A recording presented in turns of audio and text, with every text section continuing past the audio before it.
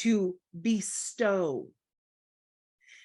And suddenly I realized, without putting words to it, we have in our human understanding, right?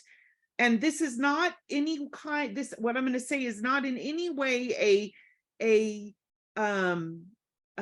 we've been missing it, what I'm going to say. But we've had this unspoken reality or belief system that the heavens are not ours and we're there by a invitation only, and we can look at and see, but they actually belong to someone else. We've been invited into something. But that word set means bestowed, to give. So in actuality, we have been given the heavens as our inheritance to actually begin to not only govern, but to have a relationship with, to actually have a relationship with. It's not something, that place where Yeshua sits at the right hand of Father is not a place where we're just there as either a spectator or to as a what's the word, Father? As a job.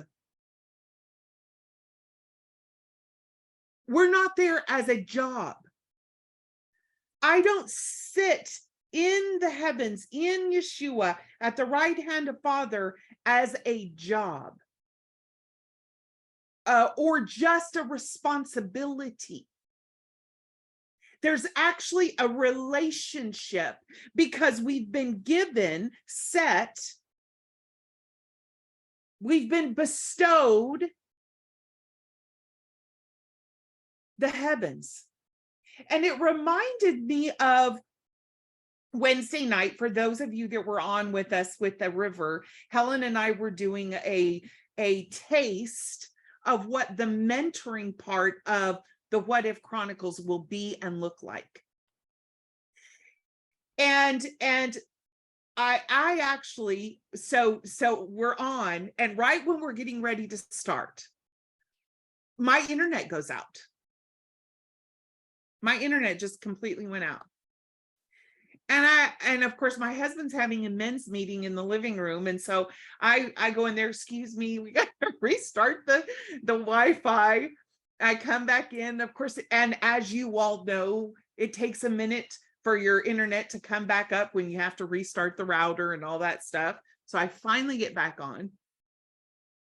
And then, like, I don't know, 20 minutes later, the entire power in my house goes out.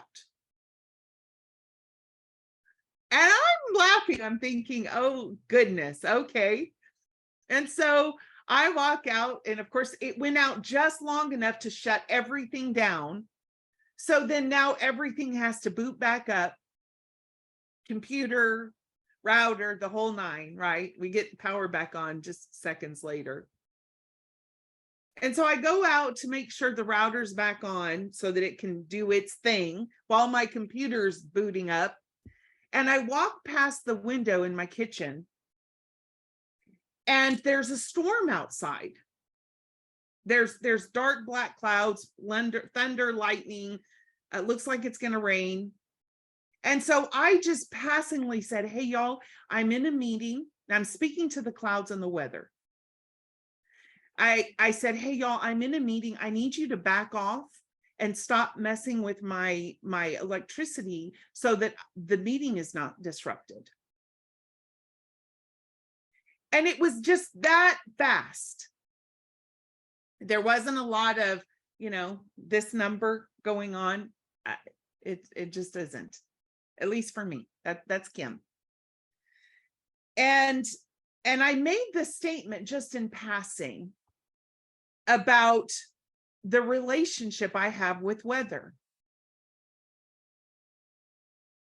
And there was a comment made about that, but it got me thinking about the relationship. And I'm speaking about Kym, okay? And I know every single one of you on this call can say yes and amen because you have the same or similar relationships with creation. But it got me thinking about the relationship we have with creation, whether we know it or not. Weather, water, animals, gems, light. I mean, Light and I have been having an on and off dialogue for years and years and years.